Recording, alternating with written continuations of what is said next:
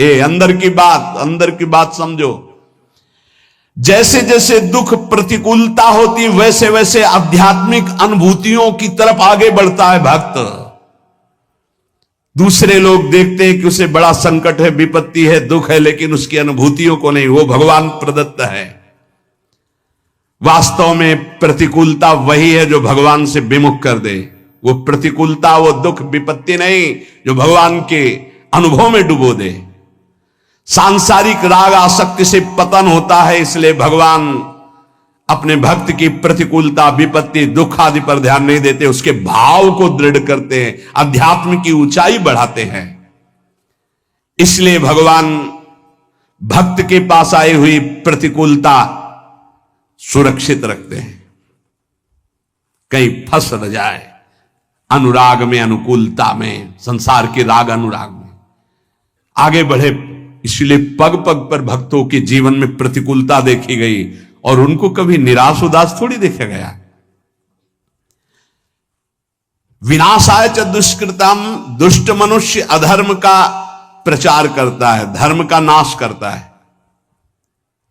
दुष्ट की पहचान जो शास्त्र विरुद्ध आचरणों को स्थापित करता है, शास्त्र विधान का खंडन करता है, उसे दुष्ट कहते हैं। कोई भी हो जो शास्त्र विधान का सम्मान करता है और शास्त्र निषेध का त्याग करता है, उसे धर्मात्मा साधु कहते हैं, महात्मा कहते हैं। भगवान उनका विनाश करते हैं जो शास्त्र विधान का उपहास करते हैं और निषेध की स्थापना करते हैं। ये नहीं करना चाहिए तो कहते करो, कोई भी हो, परिणाम देख लेना, परिणाम देख लेना। विवेकवान परिणाम का इंतजार करते हैं, तुम क्या बो रहे हो ये नहीं देखते, जब काटोगे तब तुम्हें बताएंगे क्या काटा तुमने। जो मनुष्य कामना के अत्यधिक बढ़ने के कारण झूठ, कपट, छल, बेईमानी, दुर्गुण, दुराचारों में लगे होते हैं, उनका स्वभाव बन जाता है शास्त्र की निंदा करना, साधु की निंदा करना, सद्गुण सदाचारियों पर अत्याचार करना, उनको दुख देना। भगवान कहते हैं ऐसों का विनाश मैं स्वयं करता हूं, तिनकर काल रूप में भ्राता, उनके लिए मैं काल दंड बन जाता हूं। दुष्कृताम, दुष्कृति करने वालों का विनाशाय च दुष्कृताम, विनाश करता हूं। महाराज भगवान तो सब प्राणियों में सम है, उनका ना तो कोई मित्र है ना बैरी है। फिर वो तो बोले समोहम सर्वभूतेषु न मे द्वेष्यः न मे प्रियः, फिर ये क्या लीला है। अरे उनके लिए जैसे महात्मा तैसे दुरात्मा, वो तो सब में विराजमान है, उनके लिए न तो कोई द्वेष का पात्र न कोई राग का पात्र है। समाधान, उत्तर, संपूर्ण प्राणियों के परम सुहृद होने पर भगवान किसी से भी वैर नहीं करते। पर ध्यान रखो, भगवान का एक वचन है, वो अपने शरणागत का पक्षपात करते हैं। हम भक्त पराधीनो असुतंत्र।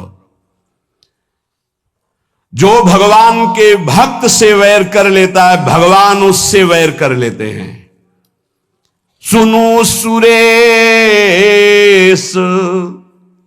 रघुनाथ स्वभाव, निज अपराध रिसाही न काऊ, जो अपराध भगत कर करई, राम रोष पावक सो जरई। भक्त भक्तिमान, भगवान का अपराध कर दोगे तो क्षमा कर देंगे, लेकिन भक्त का अपराध कर दोगे तो पक्की दुश्मनी ठान लेंगे। दुखिया को न सताइए, दुखिया देगा रोए, जब दुखिया के मुखिया सुने तो तेरी गति क्या होए। एक काल के थप्पड़ में सब फैल जाता है। ये तो अभी जवानी है और बुद्धि चल रही है, तो जो चाहो बोल लो, समय आएगा बोलने लायक नहीं रहोगे, प्रार्थना करने लायक नहीं रहोगे। भगवान का स्वभाव है, उनका अपराध कर दोगे क्षमा कर देंगे, भक्त का अपराध करोगे सीधे वैर भगवान ले लेंगे। कौन निपट सकता है उनसे? भक्तों को कष्ट देने वाले, निंदा करने वाले, अपराध करने वाले दुष्टों को स्वयं भगवान अपना दुश्मन मानते हैं। पाप का विनाश भक्त करते हैं और पापी का विनाश भगवान करते हैं। ये पाप का विनाश भक्त करते हैं, पापी का नहीं। पापी का विनाश भगवान करते हैं। अगर भक्त की शरण में आ जाए तो पापी रहेगा ही नहीं, क्योंकि पाप नष्ट हुआ तभी तो वो साधु हृदय का संग कर पाएगा। साधु संग मात्र से संत दरस जिम पातक टरई। साधुओं का परित्राण भगवान जिस कृपा से करते हैं, उसी कृपा से युक्त होकर दुष्टों का विनाश करते हैं। क्योंकि साधुओं के परित्राण में भगवान का जितना प्यार है उतना दुष्टों से भी प्यार है। क्या? दुष्टों को मारकर परम पद देते हैं, साधुओं को प्यार करके परम पद देते हैं। क्योंकि वो वैर करते हैं, इसलिए उनको ऐसे भगवान उद्धार करते हैं। भगवान किसी के प्रति भी तनिक भी अमंगल भावना नहीं, पर भक्त के द्रोह करने के कारण जहां किसी भक्त को कष्ट दिया जाएगा, फिर भगवान उसे चैन से नहीं रहने देंगे। समय पर होता है, ये तत्काल थोड़ी होता है कि तत्काल तुम्हें देंगे। गंगा किनारे एक परम महामहिम स्थान है। पूज्य स्वामी श्री आत्मा प्रकाश जी महाराज बहुत ही महान तपस्वी, भजनानंदी, अखंड ब्रह्मचारी, ढूढ़ी घाट, उन लोगों ने दर्शन किए। अस्थिमात्र होए रहे शरीरा और तेजो में, ऐसा लगता भुवन भास्कर रामबाग से निकल रहे। इतना देखो तो तेजो में, नीचे का देखो तो अस्थिमात्र होए रहे शरीरा, लंगोटी जरा सा चला ऐसा। हनुमान जी महाराज विराजमान हैं। जब वो रामायण की चौपाई बोलते थे तो ऐसा लगता था ब्रह्मलोक से आवाज निकल रही, परम पवित्र। तो रात्रि में कुछ चोर आए, क्योंकि सोने का छत्र ये सब हनुमान जी महाराज का, बहुत सी ऐसी आभूषण सामग्रियां थी। स्वामी जी को पीटा डंडों से, तो अस्थि मात्र हो रहे शरीर। बड़े बड़े कानपुर के अधिकारी जन प्राण समर्पित करने वाले थे, बहुत उनका प्रभाव था। जैसे उस उनका व्यवहार गांव की भाषा थी, उरे कलेक्टर, ऐसी बात, उरे कलेक्टर, रोड बन जाएगा, करे ये वाला बन जाएगा, हाँ सरकार बन, ये बनवा दे, ऐसे गांव की बात, बिल्कुल सरल स्वभाव, नमन को टिलाई, परमहंस। सुबह जे ही पता चला स्वामी जी को, मैं पूरा का पूरा अलग अलग बड़े बड़े सब ऑफिसर लोग, स्वामी जी बस आप इशारा भर कर दो। स्वामी जी जानते थे, त्रिका लग गए थे, उन्होंने नहीं, किसी ने नहीं मारा है, ये देखो आपको इतनी चोट लगी। बोले हमारे कर्म का फल हनुमान जी ने दिया, कोई कर्म हो। बोले स्वामी जी ये सब बातें बाद में हम सुनेंगे, आप थोड़ा। बोले हम जानते ही नहीं। तो जानते हो, कुछ महीने बाद उन लोगों की जो दुर्दशा हुई कि चिल्ला चिल्ला के कह रहे थे कि हमने स्वामी जी को मारा, हमने ये सामग्री लूटी, हमने अमुक जगह बेचा, स्वामी जी से कह दो मुझे क्षमा कह दें। चिल्ला चिल्ला के वो विध्वंस लीला हनुमान जी ने शुरू की, चिल्ला चिल्ला के अपने आप बोलने लगे। अगर साधु मौन हो जाए तो भगवान के हृदय में आग पैदा हो जाएगी, और वो उसको ये कृपा मनाओ कि साधु सभा में गाली दे दे, दंड दे दे तो बच जाओगे। नहीं, मालिक अगर स्वयं में दुश्मनी ले ले तो निर्वाह करना मुश्किल हो जाएगा। भगवान का बहुत करुणामय स्वभाव है, पर जब उनके लाडले भक्त को कोई सताता है तो फिर राम रोष पावक सो जरई। धर्म संस्थापनार्थाय संभवामि युगे युगे। भगवान धर्म की स्थापना, भगवान धर्म को साक्षात धर्म स्वरूप है। इसीलिए अगर चैन से रहना, शांति प्राप्त करना है, मंगल मोद सुख प्राप्त करना, धर्म का मार्ग खोजो। धर्म किसे कहते हैं, उसके अनुसार चलो, परम धर्म का मार्ग स्वीकार करो। धर्म का आश्रय लेना ही भगवान का उद्देश्य है। संस्थापना करने के लिए भगवान आचार्य गुरुदेव के रूप में प्रकाशित करते हैं। जब उसकी हानि होती है तब पुनः प्रकट होते हैं, विनाश लीला करते, फिर धर्म स्थापना करते हैं। संभवाम युगे युगे, आवश्यकता पड़ने पर प्रत्येक युग में कई बार अवतार ले लेते हैं। एक युग में जितनी बार जरूरत पड़ती उतनी बार, कभी कारक पुरुषों के रूप में, कभी संत महात्माओं के हृदय के रूप में। किसी भी संत के हृदय में बैठ गए, भारी प्रकाश, भारी प्रचार, वो भगवान कर रहे हैं। भगवान कभी नैमित्तिक अवतार, कभी अंश अवतार, कभी कला अवतार, विविध अवतारों के रूप में, लेकिन संत महात्माओं का यह नित्य अवतार है। भगवान तो सर्व समर्थ हैं, फिर संतों की रक्षा करना, दुष्टों का विनाश करना, धर्म की स्थापना करना, इसके लिए अवतार लेने की क्या जरूरत है? एक संकल्प से अनंत ब्रह्मांड प्रकट हुए, तो उन दुष्टों का विनाश संकल्प से ही कर देते ना। समाधान, भगवान अवतार के बिना ये सब कुछ एक क्षण में पलक झपकते कर सकते हैं, लेकिन जिन भक्तों ने आकांक्षा की कि यार बनकर हमारे साथ खेलें, कांत बनकर हमारे साथ खेलें, लाला बनकर हमारे आंगन में घुटनों के बल चलें, इसकी पूर्ति संकल्प से नहीं होगी। इसके लिए तो अवतार लेना पड़ेगा। विशेष कृपा करने के लिए, अपने भक्तों को सुख पहुंचाने के लिए भावानुसार भगवान अवतार धारण करते हैं। अवतार काल में भगवान का दर्शन होता है, स्पर्श होता है, वार्तालाप होती है, और जो भगवान लीलाएं करते हैं उनको जो गाता है, श्रवण करता है, चिंतन करता है, उपदेश करता है, आचरण में लाता है, वो सब भगवान को प्राप्त हो जाते हैं। सदा सबका उद्धार करने के लिए भगवान का अवतार होता है, भक्तों को सुख पहुंचाने के लिए उद्धार होता है, दुष्टों को परम पद प्रदान करने के लिए भगवान का अवतार होता है। भगवान के लिए कोई कर्तव्य नहीं है, उन्हें कुछ पाना नहीं है, वो केवल अपने भक्तों के आवाहन पर अवतरित होते हैं। श्री भगवान कहते हैं, हे अर्जुन, यदा यदा हि धर्मस्य ग्लानिर्भवति भारत, अभ्युत्थानमधर्मस्य तदात्मानं सृजाम्यहम्। हे भरतवंशी अर्जुन, जब जब धर्म की हानि और अधर्म की वृद्धि होती है, तब तब मैं अपने आप को साकार रूप में प्रकाशित करता हूं। वैसे मैं सर्वत्र व्याप्त हूं।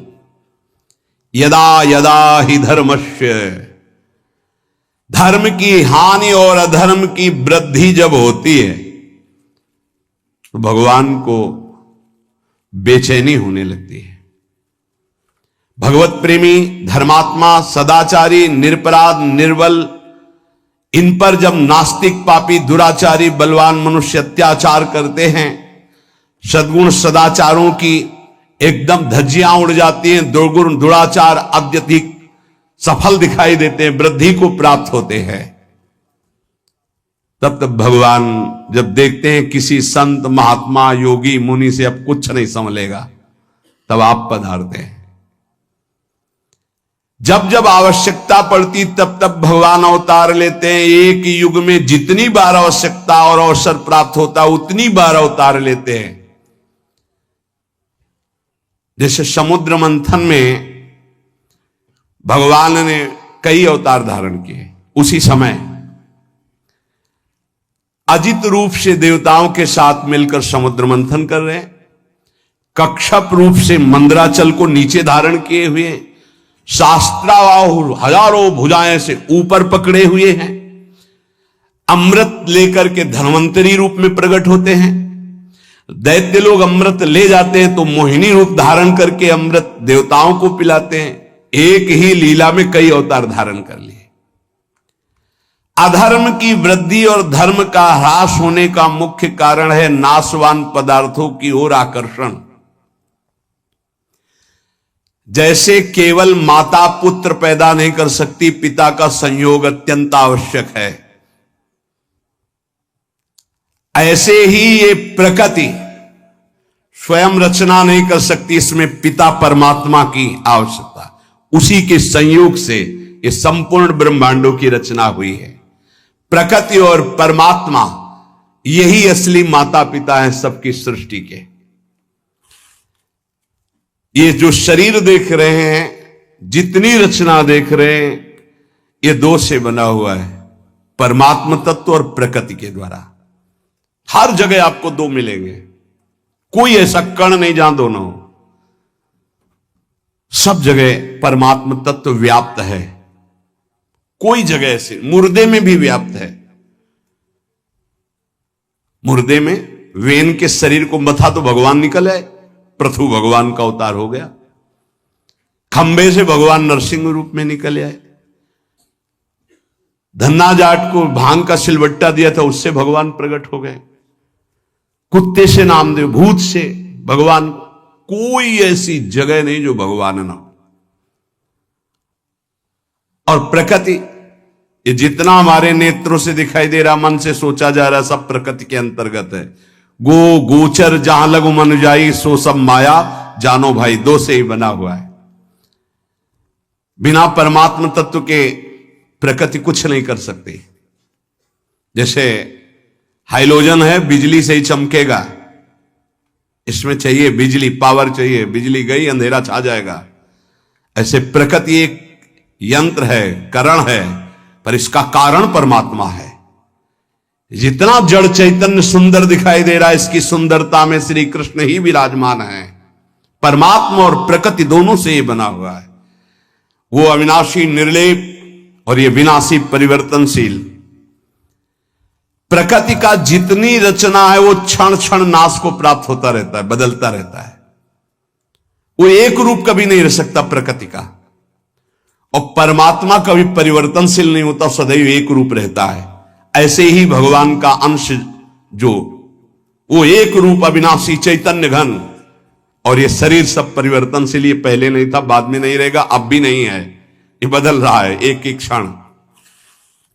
किंचन मात्र भी अपने स्वरूप में परिवर्तन नहीं हो परमात्मा, जिसका परिवर्तन वो प्रकृति।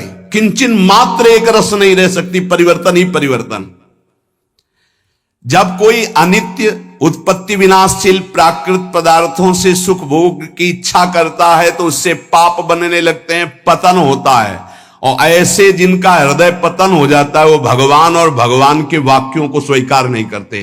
पापात्मा पुरुष जो पे दुष्ट हृदय सोई होई, मोरे सन्मुख आओ कि सोई, पापवंत कर सहज स्वभाव, भजन मूर्ति भाव न काऊ।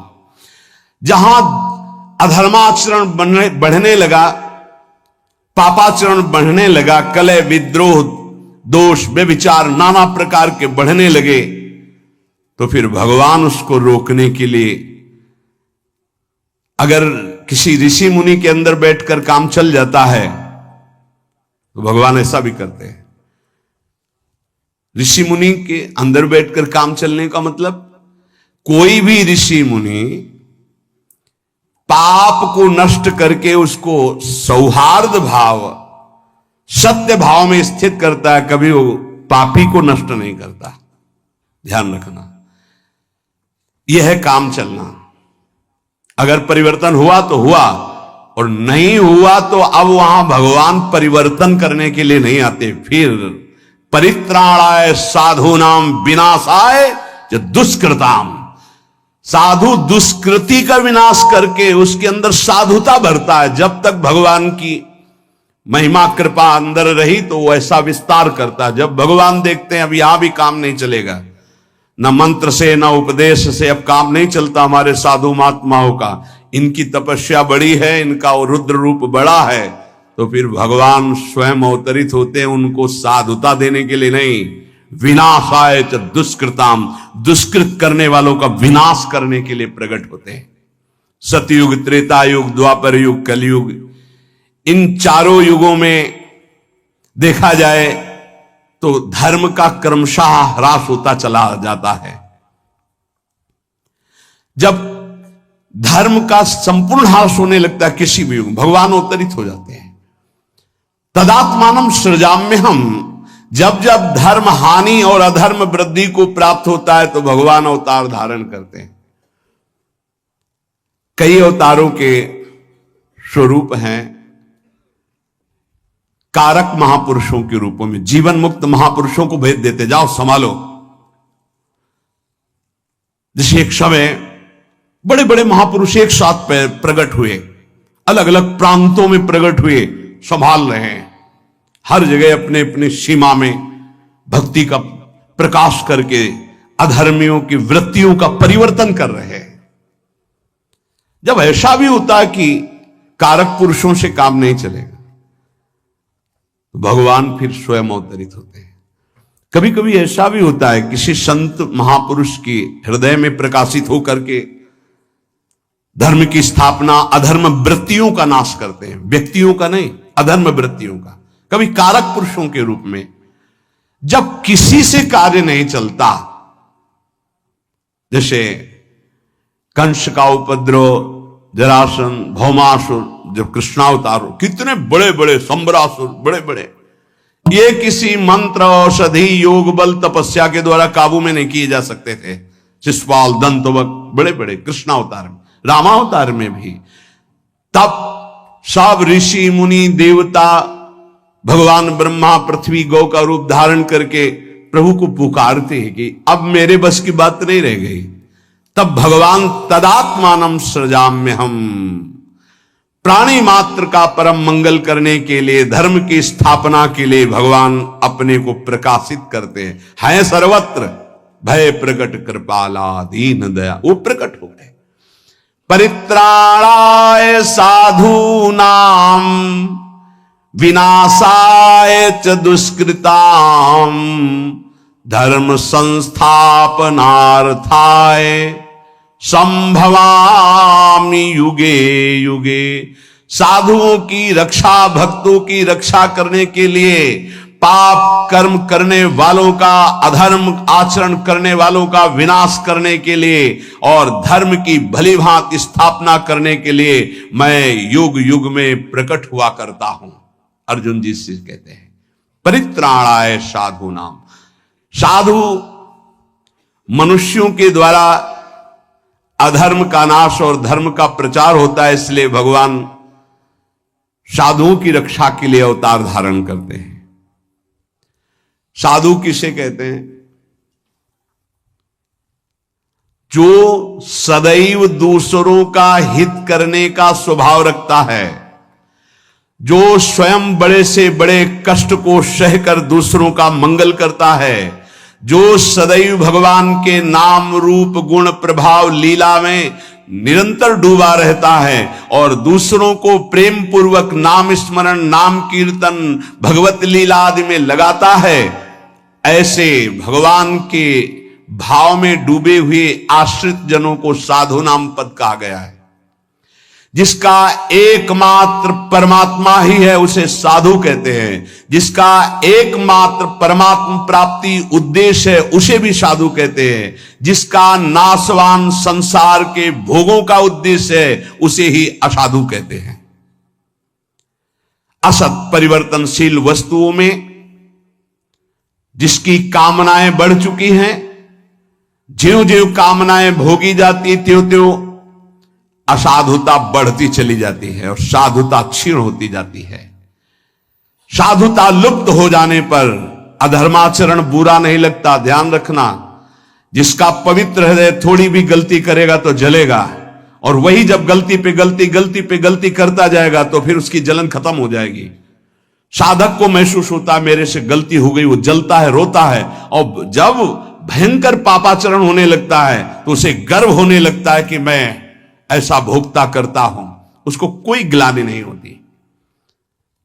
जैसे कोई कहते हैं कि हमको तो कोई ग्लानि नहीं हुई, हमारा तो कोई, क्योंकि तुम्हारा मलिन अंतःकरण हो गया। इसलिए देखो, ज्यों ज्यों भोगों में वृत्ति बढ़ती चली जाती तो पापाचरण बढ़ता है। पापाचरण बढ़ने से साधुता लुप्त होती है।